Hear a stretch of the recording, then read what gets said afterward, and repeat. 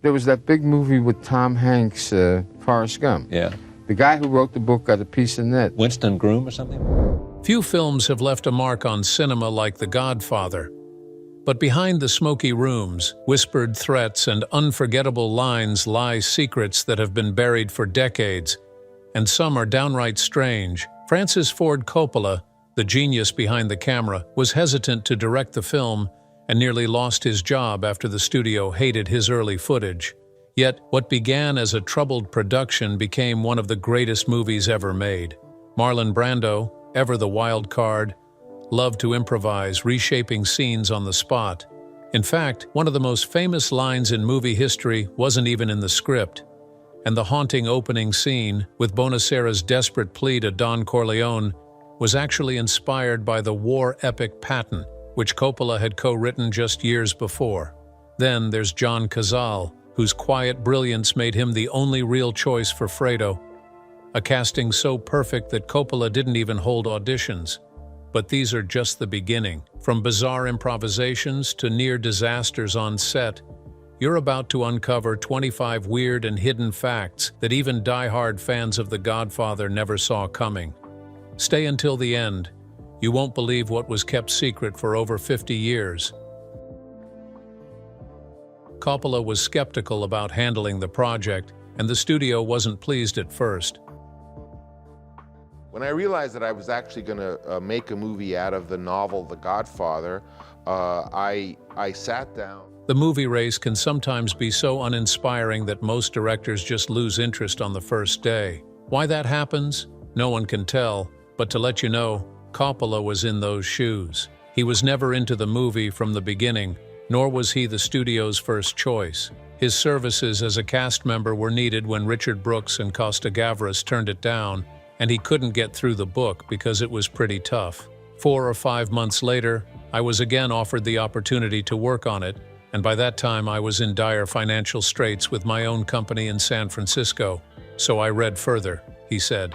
Then I got into what the book is really about, the story of the family, this father and his sons, questions of power and succession, and I thought it was a terrific story if you could cut out all the other lurid stuff. Nevertheless, he put himself together, and a timeless piece was churned out. Coppola was particular about the cast he wanted and did everything to get them on board. There's not gonna be a second one, because we did it. I took the chance of doing that climactic scene when the light was. As an astute director, one thing that brands your persona is the kind of people who surround you, especially when given a project. Filming The Godfather presented numerous challenges, one of which was securing the right actors to play the roles. However, he was determined and went out of his way to make it happen. Coppola once made a shocking revelation that he was only permitted to cast Brando as Godfather Vito Corleone after he shot a phenomenal screen test with the actor that mesmerized executives. But when he saw he was having to deal with upheavals in trying to field his people, he took it upon himself and spoke for them. Pacino once told the Washington Post that he was almost fired 3 times. Initially, the studio suggested James Caan, who was later cast as Sonny Corleone. However, Coppola wasn't pleased with this choice. So, he spoke to the relevant authorities to obtain permission, and fortunately, he was approved. Pacino's intelligence is what I noted first. He knows how to use his gifts, Coppola said. He uses what he has, this striking magnetic quality, this smoldering ambiance. Brando loved to improvise, and he was good at it. All minorities, all non-whites. And people just simply don't realize, they just took it for granted. Movie scripts unapologetically serve as a guide for actors and actresses. However, some have preferred to improvise. Even though most of them don't really hit the nail on the head, some know how to put words together to get what they want. Brando always got his role right, and he never did this without improvising his lines. Coppola once revealed that Brando came up with many lines outside the script that played key roles in shaping the character Vito Corleone's stance in the movie. I told him at one point that I didn't know how to shoot his final scene just before he died. What could we do to make his playing with his grandson believable, he said. Brando said, "Here's how I play with kids," and took an orange peel, cut it into pieces that looked like fangs, and slipped them into his mouth. I thought, what a ridiculous idea. Then suddenly I saw it. Of course, the Godfather died as a monster. Coppola continued, once I'd seen him with orange peel fangs, I knew I could never shoot it any other way. Everyone doubted the movie's proficiency. Every actor must have come to a point where they feel like they are not giving their best and that their efforts are not yielding any positive results. During the shoot of The Godfather, cast members came to those corridors where they lost confidence in the movie and their respective roles because they felt it would not make any impact. In one interview, Coppola made it clear that they doubted every scene of the movie and even went so far as to tell him directly that the movie was not going to do well at the box office. The French Connection came out while we were filming, and people who'd seen the film and who saw The Godfather rushed to imply that our film was boring by comparison. There were rumors that I would be fired every day. I was trying to save money during that time, sleeping on Jimmy Kahn's couch. A bad period for me. Anyway, to everyone's utter dismay, the movie came out and blew people's minds. Never say never. One of the most quoted lines in the movie was improvised.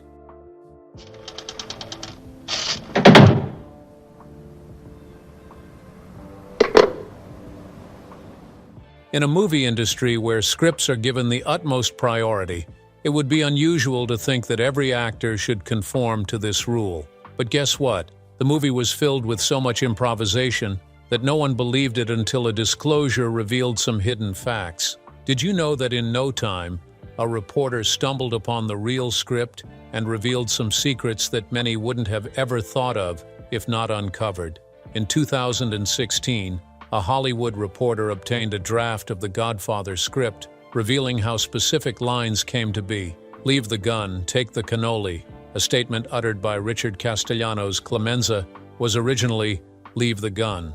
But according to the publication, Castellano improvised that line at the suggestion of his real-life wife, Ardell Sheridan, who also played his spouse in the film. No one believed it would become an iconic line in the movie. Nonetheless, it became everyone's favorite line. The opening scene in the movie was inspired by Patton.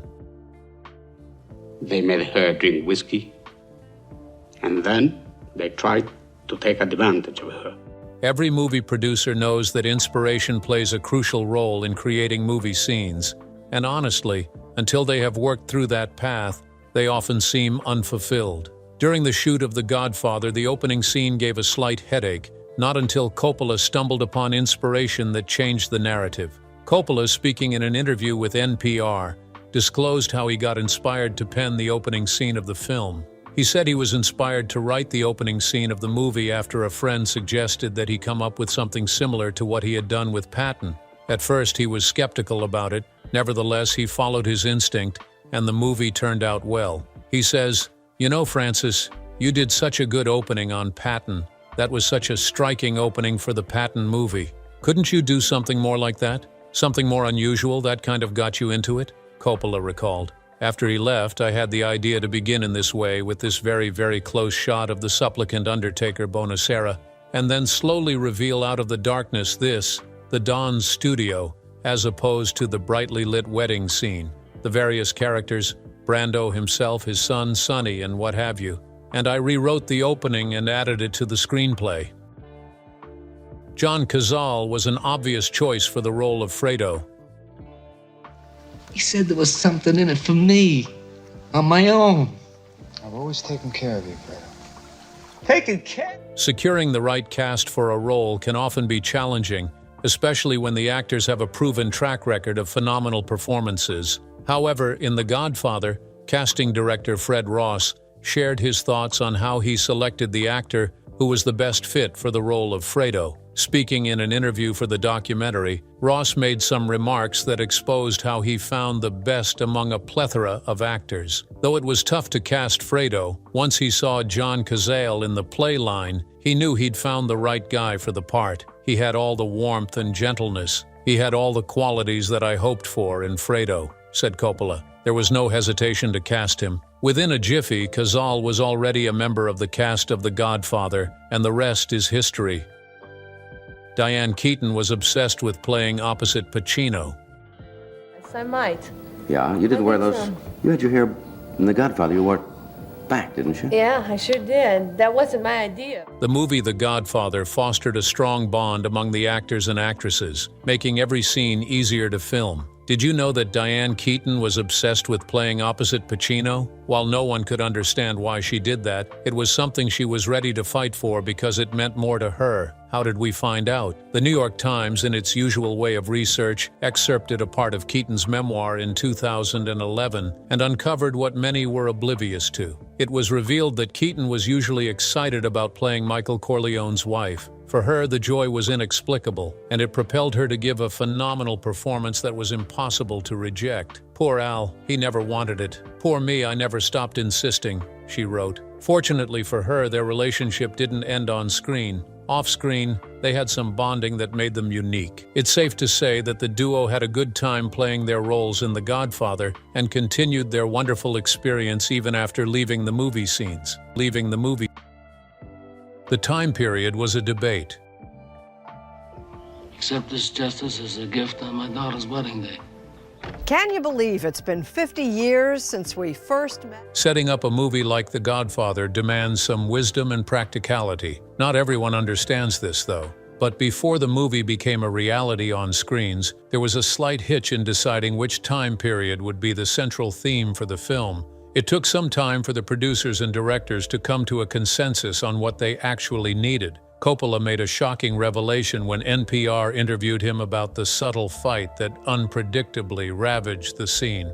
He said that though the producers wanted the movie to be set in the 1970s, he insisted that it remain faithful to the book, which takes place in the 1940s. The producers argued that if you make a movie during the contemporary period that the film is being made, you don't have to have special cars, you don't have to have special costumes, you don't have to spend all that money trying to create a period, he said. Ultimately, he got his way. He actually stood his ground and pointed out a few misconceptions that might distort their plan, and when they saw no reason to doubt his intelligence, they concurred with him. The ending of the movie was scheduled to have a brutal concept. You killed my husband. You waited until Papa died so nobody could stop you, and then you killed him. A last-minute change of script is one thing most producers and directors never fancy during a movie shoot. However, if it becomes necessary, the crew members would definitely have no choice but to keep to the last command. Did you know that there was a last-minute change of script during the shooting of The Godfather? How the ending part was changed was something he did not want to fight over. Coppola made the disclosure when he spoke to an interviewer on the subject matter. He said he had thought about ending the movie with Kay lighting a candle at church for Michael, but then changed his mind. She says, "Did you commit murder?" And he says, "No." He lies to her. "I just felt emotionally that when that door gets closed on her just as the other, what they call capo regimes, are kissing his hand, that was the ending," he said. "To go to her lighting candles was anticlimactic, so I ended it there." Coppola also said the title was not The Godfather but something else, which he eventually changed for reasons that were non-negotiable. "When I make a movie, I always have to have a theme, preferably in one word," he said. "When I made The Godfather, the theme was succession." Diane Keaton didn't like the way she appeared or dressed. And all the other territories of the country. Thank you. Producers, as we know, are unapologetic when it comes to how actors dress in a given scene, and this is most times based on the kind of role one plays. The Godfather costume crew had everything prepared before filming began at various locations. But did you know that Keaton never liked how she dressed from the onset? Even though she played along and never let anything consume her passion for her roles, she only held it because she had always promised to give her best to her craft. Appearing on NBC, Keaton poured out the ugliness in her heart that many didn't know. Seeing a clip of her as Michael's wife, Kay Adams, she verbalized her disdain for everything that scene stood for, particularly because of her costume. "I've never seen so much hair on my head," she said. "I'll never forget, it felt like 10 pounds. Wearing the wig was the worst experience." Honestly, she deserves applause for being resilient and delivering a timeless performance at various times.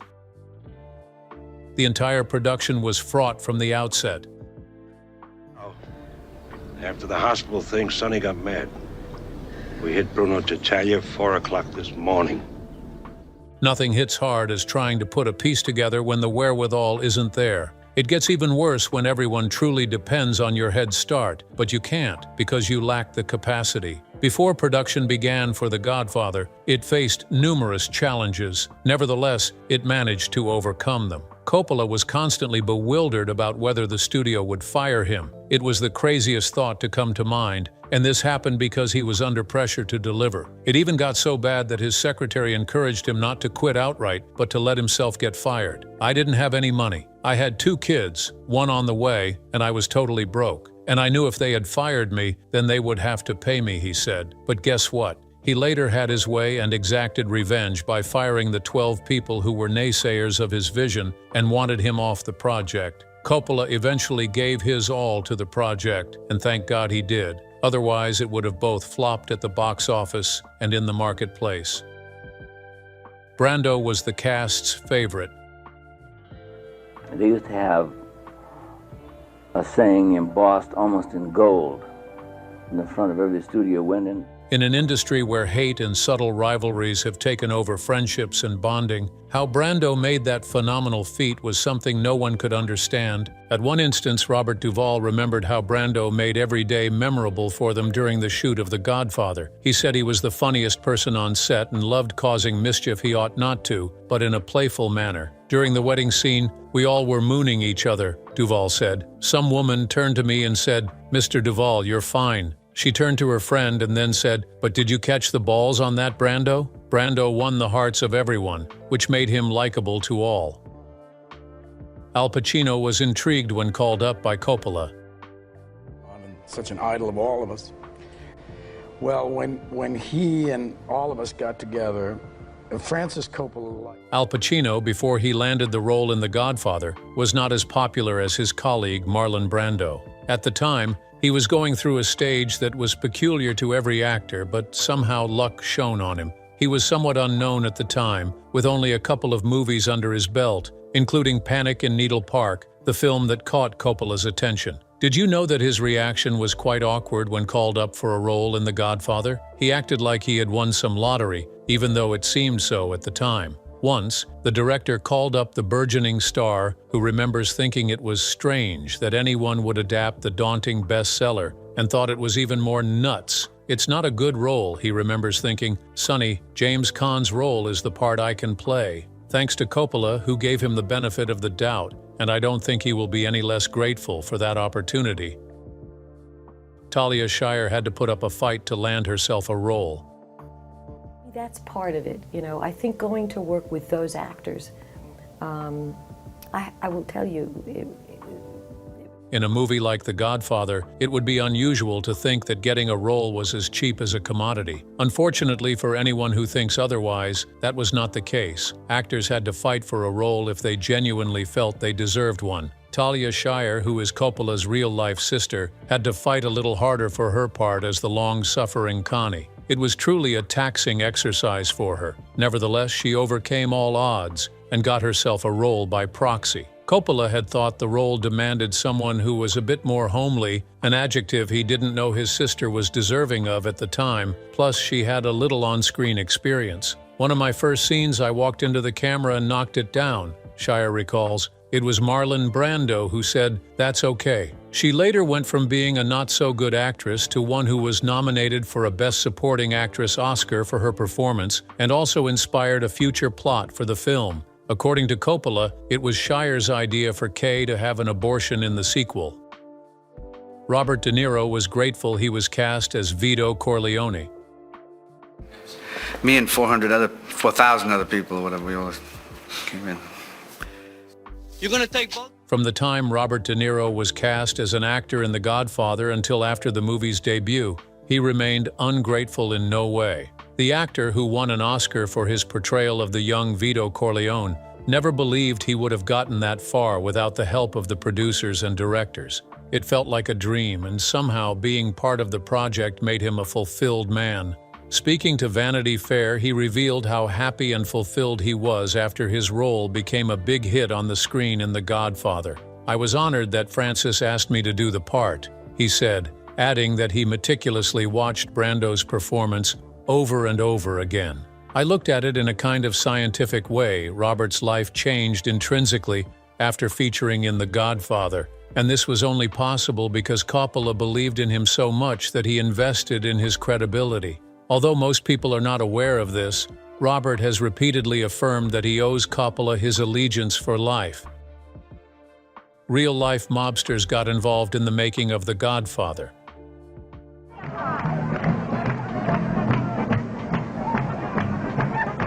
How do you go about making a motion? Who would think and ever believe that real-life mobsters would be part of a movie? But did you know that during the shoot of The Godfather, real-life mobsters somehow got attached to the movie crew? In early 2024, a post on X went viral with a claim that real members of organized crime were involved in the making of the 1972 movie The Godfather. This revelation broke barriers. At first, most people didn't believe it until a confirmation demystified all doubts. The mob actively followed the actors and actresses around and hovered around the sets, read the post, which received more than 34 million views. This claim is supported by several reports that have provided their own research. According to various reports and first-hand accounts from those involved in the production, the filmmakers received assistance and advice from people connected to the Mafia, whether solicited or not. It must have been a crazy time for the actors.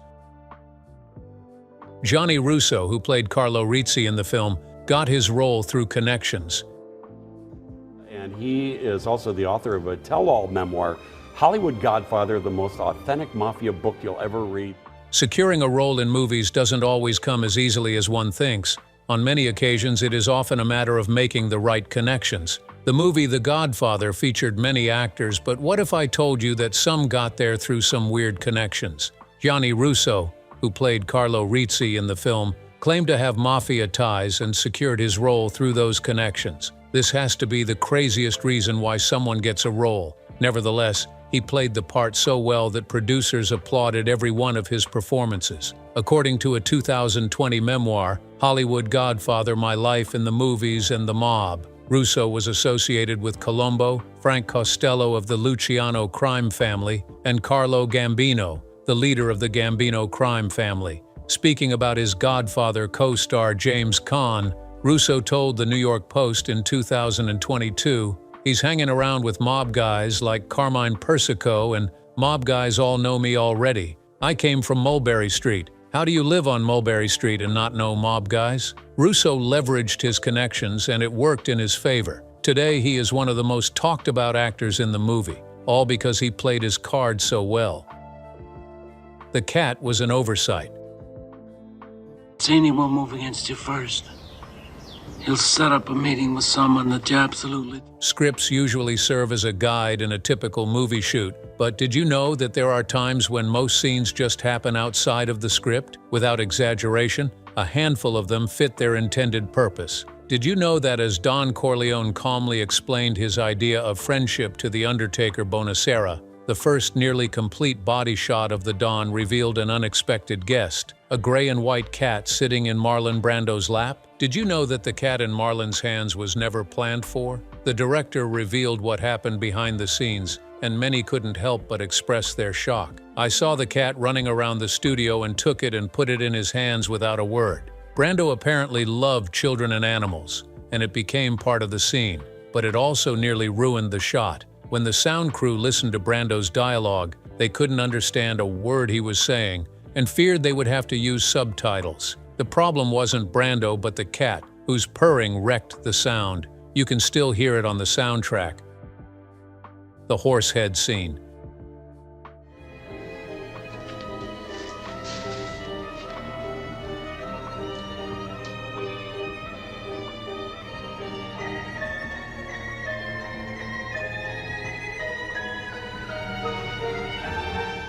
Every movie has at least one iconic scene, and often many. Did you know that the horsehead scene brought a kind of feeling that can never be taken lightly if viewed with intelligence? It was already famous from the book. Only in Mario Puzo's novel, the horsehead was on the bedpost when Jack Woltz woke up. Audiences rose in anger over the death of the horse, and many asked if it was a real animal head. Even though this question may not have been answered for some decades now, It was a real horse head. The studio had spoken to Francis Coppola about using a fake horse head, but guess what? He turned it down. He never liked the idea of using a mock-up and thus pulled his strings to get what he wanted. His scout continued searching until they found what they wanted. They found a horse ready for slaughter at a dog food plant in New Jersey. The director made his choice, picked one that mirrored the one in the film and said, "When that one is slaughtered, send us the head." Coppola later remembered, "One day a crate with dry ice came with this horse's head in it."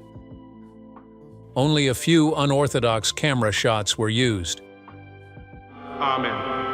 Michael, crucis Domini impressione signatum or the magnitudinous gloria. No one really knows, but in the movie The Godfather, only a few unorthodox camera shots were used. Even though many had an unpopular opinion about this, producer Francis wasn't going to give in to any threats or pressures to change that. Cinematographer Gordon Willis had a very traditional eye, as he said to film writer Peter Biskind in 1997. It was a tableau movie, meaning there weren't a lot of contemporary mechanics introduced, like helicopters and zoom lenses. This didn't sit well with Francis, and for that reason, he was able to persuade him to stray from his philosophy for several scenes, including the opening slow zoom backward, the slow zoom in on Michael as he plans to kill Sollozzo and McCluskey, and the God's eye shot of Don Corleone being gunned down. Willis didn't find it comfortable and tried to impose his opinion on Coppola, but he vehemently refused. It even reached the point where they exchanged words, and according to eyewitnesses, it was always one of those bad days. When Willis pushed back against Coppola, asking whose point of view was represented by the high-up shot, Coppola responded, "My point of view, God's point of view, Orson Welles' point of view." This must have been the epic reply of the century in Hollywood. Francis can be that petty sometimes. Brando and the cue cards.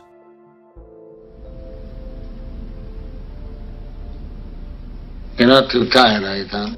Brando, in delivering his career, always knew how to put himself in a corner that made everyone love him, and he did this consistently with the use of cue cards. The cue cards were his trademark, and with them, he gave the movie a memory that will be too hard to forget in a hurry. From early in his legendary career, Marlon Brando used cue cards for his lines, which he believed enhanced his spontaneity. His lines were printed and placed in his character's line of sight. Stills from the production show that they sometimes required clever placement. In one photo, a cue card is taped to the wall behind a lamp. In another, Robert Duvall is seen holding Brando's cue cards up to his chest. In the scene above, they are positioned just beyond the camera's view. Many believed Brando used the cards because he was too lazy to hit his lines or unable to memorize them word for word. One time on set, he was asked why he wanted his lines printed out, and his answer left the interviewers dumbfounded, "Because I can read them that way." What a straightforward and honest answer. Brando got them hooked forever. Brando turned down his Oscar. Show, and not being a habitual tippler, I would listen and talk and listen and jabber with people, and the first thing you know... Brando remains one of the most revered actors in the history of The Godfather, and he played an exceptional role. It isn't unusual for his efforts to be recognized because of the timely role he played in the overall success of the movie. But guess what? He turned down a huge opportunity that went down in history as one of the most memorable. Brando refused to accept his Oscar for Best Actor when he was announced the winner. Why he chose not to take it at first wasn't known until a young lady broke the news to the audience. As records show, he didn't even attend the 1973 ceremony. Instead, a young Native American woman named Sachin Littlefeather rejected the award on his behalf and read from a statement. "I'm representing Marlon Brando this evening, and he has asked me to say that he cannot accept this very generous award because of the treatment of American Indians today by the film industry," she read. Marlon wasn't the first person to turn down the Oscar at the time, but went down in history as the second person to decline the award for Best Actor, the first being George C. Scott for Patton in 1971. One major director thought the movie would be a failure. Let's think about this first. Let's not just sort of jump into it. And so he used to call me the 85-year-old man.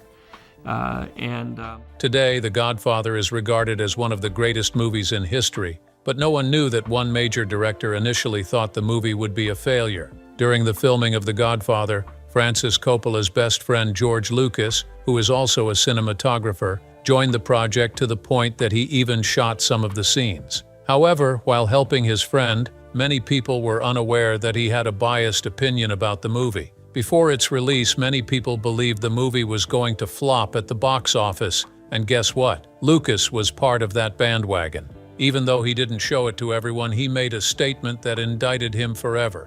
This wouldn't have been swept under the carpet if Coppola hadn't revealed this at some point. In a 1974 interview, Coppola revealed what George Lucas had told him after reading the script. George Lucas told me, "Francis, you have 2 movies. Throw one away. It doesn't work." Luckily for us, Coppola didn't listen. Fortunately for him, his stubbornness created a timeless piece that remains relevant even after many years. Keaton and Al Pacino shared a memory that wasn't too pleasant. Oh, excuse me. No, it's okay. You want to count it? How Keaton and Al Pacino bonded during the shoot of The Godfather wasn't just the problem. It was that they did everything together, literally. The bond happened to be the best among the cast of The Godfather, but also left a not-so-good memory that they might not be happy about even today. Did you know that Keaton and Pacino got drunk together after shooting the wedding scene? It was the most awkward thing they had done off-screen, and it wasn't commendable. Speaking in an interview, Keaton revealed the ugliness that went on behind the scenes. "We got so loaded after that wedding sequence," Pacino said. "We were theater actors, and we were not used to film. The whole thing had sort of a surreal feel to it. So we got back and started drinking." However, even though Keaton and Al Pacino left a not-so-good experience, they were phenomenal actors who played their parts so well in the movie. Their chemistry was top-notch, and every scene they acted in was more real than anyone could ever think of. Producers, directors, and cast members alike fell in love with their characters, and they never failed to meet expectations. Honestly, The Godfather stands in history as one of the best, and these actors did an excellent job that in years to come will not be forgotten. The Godfather deserves non-stop accolades, and I'm sure viewers have the same notion about it. What do you think about the movie The Godfather, and which of the secrets blew your mind, and why is that so? Please let us know in the comments, and don't forget to hit the like and subscribe buttons, as there are lots of videos waiting for you.